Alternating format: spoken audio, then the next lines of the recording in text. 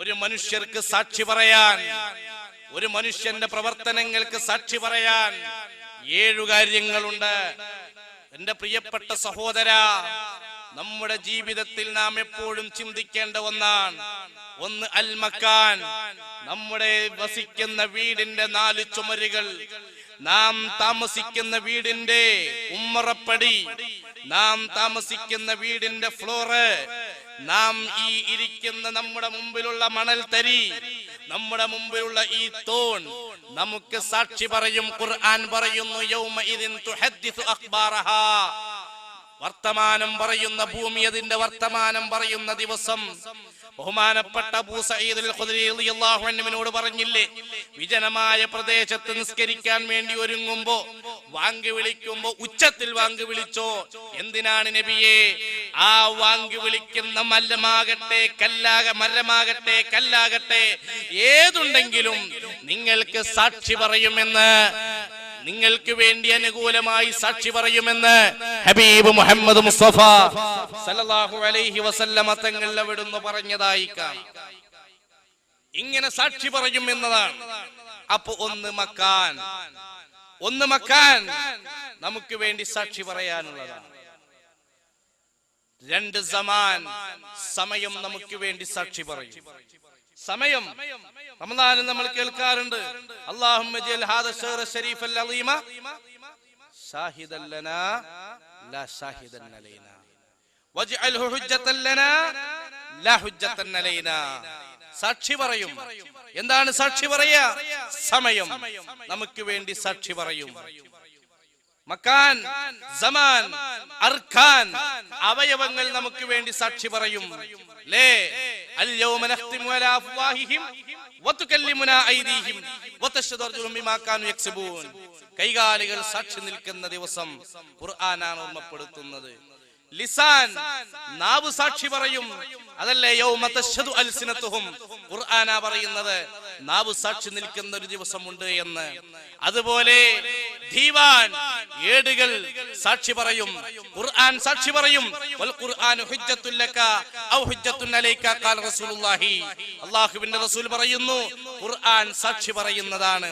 അതുപോലെ പ്രിയപ്പെട്ടവരെ, റഹ്മാൻ, അല്ലാഹു സാക്ഷി പറയും. വകുന്നാ അലൈക്കും ശുഹൂദാ, നാം നിങ്ങളുടെ മേലിൽ സാക്ഷി വരുന്ന ഒരു ദിവസമുണ്ട്, പറയുന്ന ഒരു ദിവസമുണ്ട് എന്ന് അല്ലാഹു തആല തന്നെ ഖുർആനിൽ പറയുന്നതാണ്.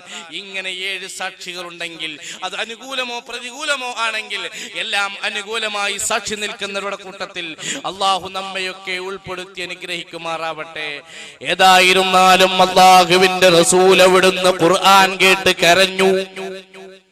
ആ സാക്ഷിയുടെ വിഷയം പറഞ്ഞ് കരഞ്ഞു. ഈ ആയത്തിൽ 2-3 പാഠങ്ങളുണ്ട്. ഒരു പാഠം എന്റെ പ്രിയപ്പെട്ട സഹോദര സഹോദരിമാരെ, ബഹുമാനപ്പെട്ട നബി സല്ലല്ലാഹു അലൈഹി വസല്ലമ നമ്മുടെ അമലുകൾ കണ്ടുകൊണ്ടിരിക്കുന്നുണ്ട്. കാണാതെ സാക്ഷി പറയാൻ പറ്റും? കാണാതെ സാക്ഷി പറയാൻ പാടില്ല. അള്ളാഹുവിനെ നമ്മൾ സാക്ഷി പറയുന്നത് കണ്ടതുപോലെ ആയിട്ടാണ്, ബോധ്യപ്പെട്ടിട്ടാണ്. എന്നാൽ എന്റെ പ്രിയപ്പെട്ടവരെ, മറ്റുള്ള വിഷയങ്ങളിൽ കാണാതെ സാക്ഷി പറയാൻ പാടില്ല. കാണാതെ സാക്ഷി പറയാനുള്ള അവസ്ഥ കൊടുത്തത് ഒരൊറ്റ സഹാബിക്ക് മാത്രമാണ്. ഷഹാദത്തു ഹുസൈമ ഷഹാദത്തു റജുലൈനി മിൻകും ഖാല റസൂലുള്ളാഹി. ഹുസൈമ എന്ന് പറയുന്ന സഹാബിക്ക് 2 സാക്ഷി പറയാൻ, 2 സാക്ഷികളുടെ സ്ഥാനത്താണ് കണ്ടിട്ടില്ലെങ്കിലും എന്ന് പറഞ്ഞ് ഒരു വിടുതി കൊടുത്തതായി കാണാം. അതൊരു വലിയ ചരിത്രമാണ്, ഞാൻ അതിലേക്ക് കടക്കുന്നില്ല. നബി സല്ലല്ലാഹു അലൈഹി വസല്ലമ തങ്ങൾ നമ്മുടെ പ്രവർത്തനത്തെ വീക്ഷിച്ചു കൊണ്ടിരിക്കുന്നു, അവിടുന്ന് കണ്ടുകൊണ്ടിരിക്കുന്നു ഓരോരുത്തരുടെ പ്രവർത്തനം. പാരത്രിക ലോകത്ത് അവിടുത്തെ പ്രവർത്തനം ഇബ്നു ഹജർ ഹൈതമി തങ്ങൾ ഒരു ഹദീസ് വിശദീകരിച്ചുകൊണ്ട് 10 പ്രവർത്തനമായി വിശദീകരിച്ചതായി കാണാം. ഞാൻ ആ വിഷയത്തിലേക്ക് കടക്കുന്നില്ല. അവിടുന്ന് കരഞ്ഞൊരു സന്ദർഭമാണ്. ഇനി അവിടുന്ന് കരഞ്ഞ വേറെയും സന്ദർഭങ്ങളുണ്ട്. പറയുകയാണെങ്കിൽ ആ പട്ടിക നീണ്ടുപോകുന്നതാണ് എന്റെ പ്രിയപ്പെട്ടവരെ. നബി സല്ലല്ലാഹു അലൈഹി വസല്ലമ തങ്ങൾ അവിടുന്ന് വിശദീകരിച്ചതായി കാണാം. ഇമാമുകൾ അവിടുന്ന് വിശകലനം ചെയ്ത വിഷയങ്ങളിൽ കാണാം.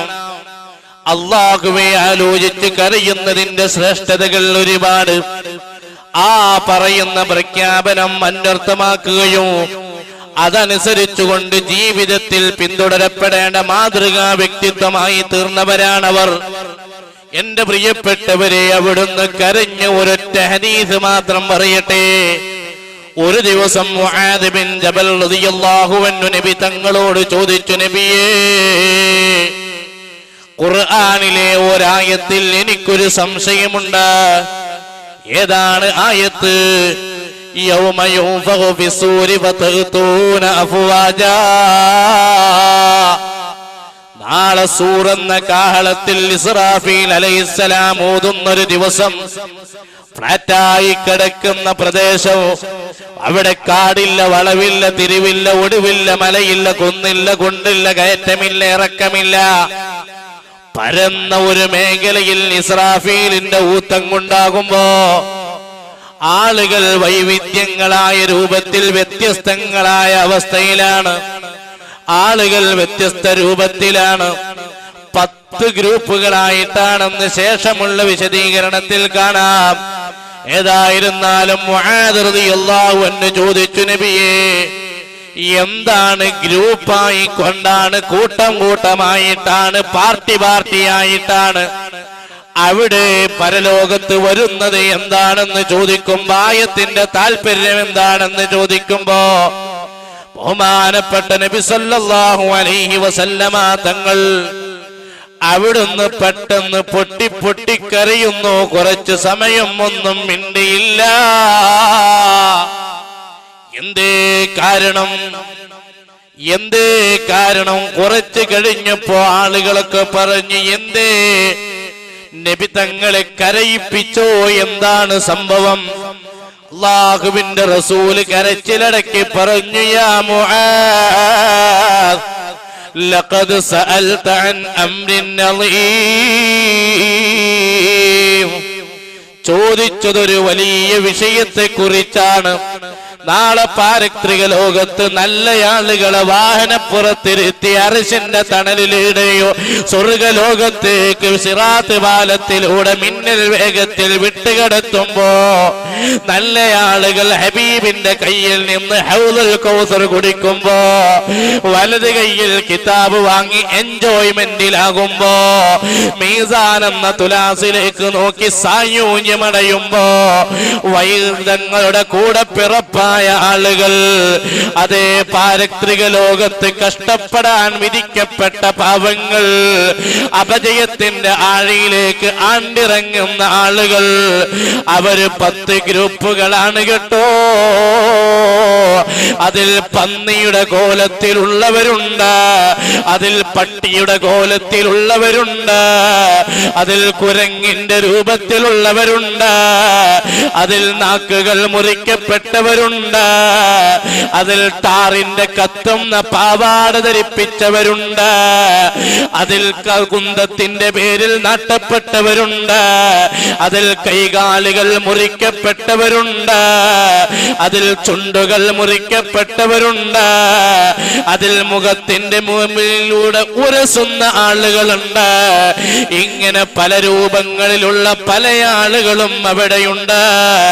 നബി തങ്ങൾ വിശദീകരിച്ചു കൊടുക്കുന്നു, വഅമ്മാ ഫീ സൂറത്തിൽ ഖനാസീർ,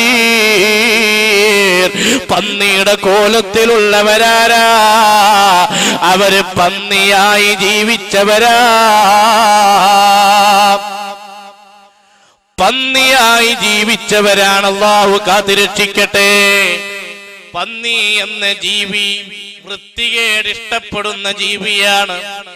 ഇസ്ലാമിക ദൃഷ്ടിയിൽ വൃത്തികേടാണ് പലിശ, ഇസ്ലാമിക ദൃഷ്ടിയിൽ വൃത്തികേടാണ് ഹറാമ്, ഇസ്ലാമിക ദൃഷ്ടിയിൽ വൃത്തികേടാണ് മദ്യപാനവും. അത് ഉപയോഗിച്ച ആളുകളാരാ? അവര് പന്നിയുടെ കോലത്തിലാണ്. റബ്ബ് കാത്തുരക്ഷിക്കുമാറാവട്ടെ. പ്രിയപ്പെട്ടവരെ, നബി സല്ലല്ലാഹു അലൈഹി വസല്ലമ തങ്ങൾ അവിടുന്ന് കരഞ്ഞു പറഞ്ഞ ഹദീസുകൾ എന്നൊരു ഗ്രന്ഥമുണ്ട്. അതിലെ ഒന്നാമത്തെ ഹദീസ് എന്താ? ഇത്തഖൂ തീനത്തൽ ഖബർ ഖബാൽ. തീനത്തുൽ ഖബാലിനെ ഭയപ്പെടണം സഹാബ. ചോദിച്ചു, ഏതാണ് തീനത്തുൽ ഖബാൽ? വമാ തീനത്തുൽ ഖബാലി യാ റസൂലല്ലാഹ്. അല്ലാഹുവിന്റെ റസൂലേ, ഏതാണ് തീനത്തുൽ ഖബാൽ? ഉടനെ തന്നെ അവിടുന്ന് പറഞ്ഞതെന്താ? നരകത്തിലെ അന്തേവാസികളില്ലേ, ഇബ്രാഹിം നബി അലൈഹിസ്സലാമിനെ തീയിലേക്ക് എറിഞ്ഞ നമ്രൂദ്, മൂസാ നബി അലൈഹിസ്സലാമിനോട് ധിക്കാരം പ്രവർത്തിച്ച ഫിർഔന്, അതുപോലെ നബി സല്ലല്ലാഹു അലൈഹി വസല്ലമ തങ്ങളോട് ധിക്കാരം പ്രവർത്തിച്ചതായ ആളുകളില്ലേ? അബൂജഹിലില്ലേ, ഉത്ബത്തില്ലേ, ശൈബത്തില്ലേ, വലീദില്ലേ, അതുപോലെയുള്ള ആളുകളില്ലേ? അപ്പൊ ഇങ്ങനെയുള്ള ആളുകൾ, അബൂജഹിലിന്റെയും ഉത്ബത്തിന്റെയും വലീദിന്റെയും ശൈബത്തിന്റെയും അതുപോലെയുള്ള ആളുകളുടെ പൊക്കളിലൂടെ വരുന്ന നീരുറവ ഒരാളെ നരകത്തിലേക്ക് ഇടുമ്പോൾ സഹീഹ് മുസ്ലിമിന്റെ ഹദീസിൽ കാണാം, അവരുടെ രണ്ട് ചുമരുകൾക്കിടയിലുള്ള ഡിസ്റ്റൻസ് 3 ദിവസത്തെ വഴി ദൂരമാണ്. കാൽക്കുലേറ്റ് ചെയ്താൽ പ്രിയപ്പെട്ട സഹോദരന്മാരെ, അവരുടെ ഹൈറ്റ് എത്രയുണ്ടാകും? അങ്ങനെയുള്ള ഒരു വ്യക്തിയുടെ പൊക്കളിലൂടെ വരൽ അഷ്ടമുടിക്കായലിലെ വെള്ളത്തെ പോലെയായിരിക്കും. അത്ര വലിയ പൊക്കളിൽ നിന്ന് വരുന്ന നീരുറവ കുടിപ്പിക്കപ്പെടാൻ വിധിക്കപ്പെടുന്നത് മദ്യപാനിയെയാണ്. എന്റെ പ്രിയപ്പെട്ട കൂട്ടുകാരാ, നിങ്ങൾ ആലോചിച്ചു നോക്കൂ അതിന്റെ ഗൗരവമെന്ന്. മദ്യത്തിന്റെ ഗൗരവം എന്തുമാത്രമാണ്, എന്തുമാത്രം ശക്തിയുള്ള നജസാണ്. നമ്മുടെ ശരീരത്തിൽ നിന്ന് പോകുന്ന വൈസർജിക വസ്തു, കാഷ്ടമോ മൂത്രമോ, അത് കല്ലുകൊണ്ട് മനോഹരം ചെയ്താൽ ആ മനോഹരം ചെയ്ത വ്യക്തി മനോഹരിച്ചതിന്റെ ശേഷവും അതിന്റെ ഒരു അസർ, തടി ബാക്കിയില്ലെങ്കിലും അതിന്റെ ഒരു അസർ അവിടെ ബാക്കിയായാലും അയാൾക്ക് നിസ്കരിക്കുന്നതിന് വിടുതിയുണ്ട് എന്നതല്ലേ മസ്അല. കല്ലുകൊണ്ട് മനോഹരം ചെയ്തവരെ ചുമന്ന് നിസ്കരിക്കാൻ പാടില്ല. ചുമന്ന് നിസ്കരിക്കുന്നവന്റെ നിസ്കാരം സഹീഹല്ല. എന്നാൽ ഇവന്റെ നിസ്കാരം സഹീഹാണ്, അവിടെ അഫുവുണ്ട്. അതുപോലെ പ്രിയപ്പെട്ട സഹോദരന്മാരെ, രക്തം ശരീരത്തിൽ നിന്ന് അല്പം പുറത്തേക്ക് പോയി വസ്ത്രത്തിലായാൽ അഫുവുണ്ട്. എന്നാൽ മദ്യം ശരീരത്തിലായാൽ അത് കല്ലുകൊണ്ട് തുടച്ചാൽ അഫുവില്ല, വിട്ടുവീഴ്ചയില്ല. അഥവാ മൂത്രത്തിൽ കലക്കിയ കാഷ്ടത്തേക്കാൾ മലിനമാണ് മദ്യം, രക്തത്തേക്കാൾ മലിനമാണ് മദ്യം. ഈ മദ്യം കുടിക്കുന്നത് ശരീരത്തോട് ദ്രോഹമാണ്, ബ്ലഡ് സർക്കുലേഷനെ ബാധിക്കുന്നതാണ്, രോഗപ്രതിരോധ ശക്തി നഷ്ടപ്പെടുത്തുന്നതാണ്, കണ്ണിന്റെ റെന്റിനയെ ബാധിക്കുന്നതാണ്, ബ്രെയിനിന്റെ സെറിബ്രത്തെ സെറിബെല്ലത്തെ ബാധിക്കുന്നതാണ്. അതോടുകൂടെ ആത്മീയമായി ശിക്ഷ, ആത്മീയ ലോകത്ത് പാരത്രിക ലോകത്ത് ശിക്ഷ അനുഭവിക്കപ്പെടുന്നത്, തീനത്തുൽ ഖബാൽ കുടിപ്പിക്കപ്പെടുന്നത് മദ്യപാനികൾക്കാണ്. ആ ഹദീസ് വിശദീകരിച്ചു നബി സല്ലല്ലാഹു അലൈഹി വസല്ലമ തങ്ങൾ കരഞ്ഞിട്ടുണ്ടെന്ന് ഇബ്നു അബി ദുനിയ റളിയല്ലാഹു അൻഹു വിശദീകരിച്ചതായി കാണാം. പറഞ്ഞു വന്നത് മുആദ് തങ്ങൾക്ക് വിശദീകരിച്ചു കൊടുത്തു. ഒന്ന് സൂറത്തുൽ ഖനാസീർ, പന്നിയുടെ കോലത്തിലുള്ളവർ പന്നിയായി ജീവിച്ചവരാണ്. രണ്ടാമത് കുരങ്ങിന്റെ രൂപത്തിലുള്ളവരോ ഏഷണിക്കാരാണ്, പരദൂഷണത്തിന്റെ ആളുകളാണ്. മറ്റുള്ളവരുടെ കുറ്റവും കുറവും നോക്കാൻ പാടില്ലല്ലോ, അത് നോക്കുന്നത് ശരിയുമല്ലല്ലോ. മഹാനരായ താബികളിൽപ്പെട്ട വലിയ മഹാന ബഹുമാനപ്പെട്ട സഈദ് ഇബ്നുൽ മുസയ്യിബ് റളിയല്ലാഹു അൻഹു, അവിടുത്തെ ജീവിതത്തിൽ ഒരു ചരിത്രം കാണാം. അവിടുത്തെ നാട്ടിൽ സംഭവിച്ച ഒരു സംഭവം, ഒരു സ്ത്രീ കൃത്യമായി നിസ്കരിക്കുകയും നോമ്പെടുക്കുകയും ഒക്കെ ചെയ്യുന്ന സ്ത്രീ, ആ സ്ത്രീ ഖബറടക്കപ്പെട്ടതിന് ശേഷം ശിക്ഷിക്കപ്പെടുന്നത് ബഹുമാനപ്പെട്ടവർ കണ്ടു. ആത്മീയ ലോകത്ത് ജീവിക്കുന്ന ആളുകളുടെ അവസ്ഥകൾ അസാധാരണത്വം നൽകപ്പെട്ട കറാമത്തുള്ള ആളുകൾ കാണും മഹാന്മാരുടെ ലക്ഷണമാണ്. ഏതായിരുന്നാലും കണ്ടപ്പോൾ ശിക്ഷിക്കപ്പെടുന്നത് കണ്ടു. അന്വേഷിച്ചപ്പോൾ പ്രിയപ്പെട്ട സഹോദരിമാരെ, മറ്റുള്ളവരുടെ വീട്ടിലെ വർത്തമാനങ്ങൾ ഉള്ളതും ഇല്ലാത്തതും മറ്റുള്ളവർക്ക് എത്തിച്ചു കൊടുക്കുന്ന ഒരു മോശമായ ജോലി ഉണ്ടായതിന്റെ പേരിലാണെന്ന് കാണാം. ഏതായിരുന്നാലും ഏഷണിക്കാര് കുരങ്ങ് രൂപത്തിലാണ്. അതുപോലെ നാക്കുമുറിക്കപ്പെട്ടവരുണ്ട്.